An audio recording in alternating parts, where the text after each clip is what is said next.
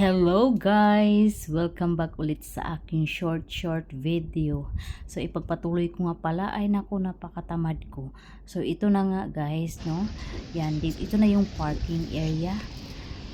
Ayan, pagkatapos namin dyan, pumunta muna kami sa may maliit na parang park siya. Kasi dito, yung katabi niya ay, yung ano lang ba, nasa park, yung lake ba, lake yata yan guys, no? Yung lake.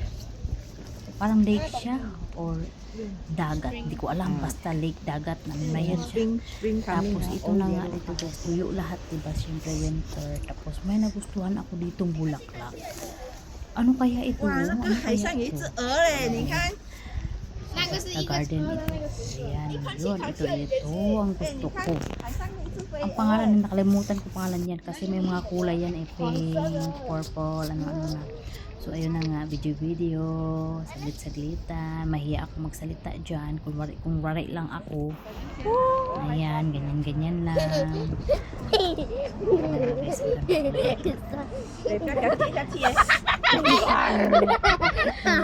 Ano ba yung ginawa ko sa buhay ko? Gusto ko sana mag sa TikTok ba. Tapos ang nangyari, nahihiya naman ako sa mga tao doon, kaya ganyan na lang ang nagawa ko, hindi na natuloy.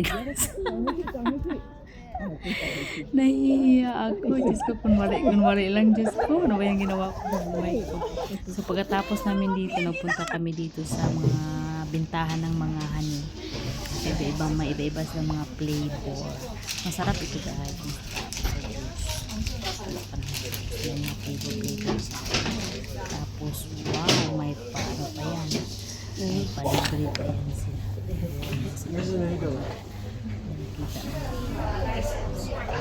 Nakita natitimpan nila yung lahat na lang.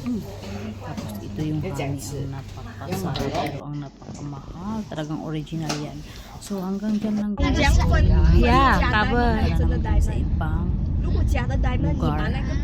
Siguro pupunta kami sa strawberry farm.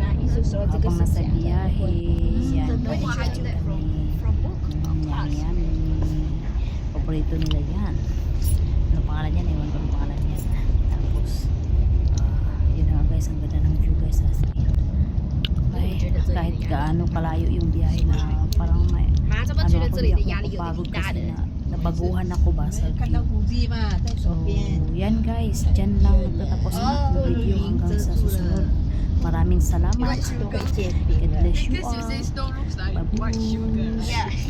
Bye.